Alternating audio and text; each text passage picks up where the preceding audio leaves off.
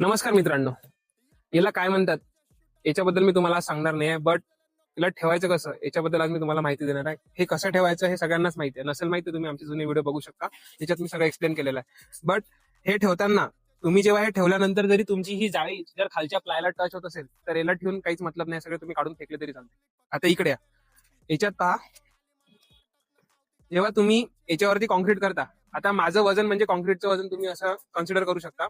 असं वजन जेव्हा तुमचं या बारवर पडते, जर या वजनाने हा बार समजा या प्लायला टच होत असेल तर हे तुम्ही कव्हर याला प्रॉपर दिलेलं नाहीये. तुम्हाला ऍटलीस्ट कव्हर अशा वे मध्ये प्लेस करायचं असतं की तुम्ही याच्यावर उभे जरी राहिले तरी तुमचा जो खालचा बॉटमचा जो गज आहे तो प्लायला टच नाही झाला पाहिजे, जेणेकरून जेव्हा पण तुमचं कॉन्क्रिटिंग हे सेट होऊन जाईल तेव्हा स्पेशली जेव्हा कॉन्क्रीटच्या याच्यावर वजन पडते, इथलं जे डिस्टन्स आहे, जे कव्हर असते, जे आपण 20 mm सोडत असतो ते कमी होत नाही, ते जशाने तसंच राहते.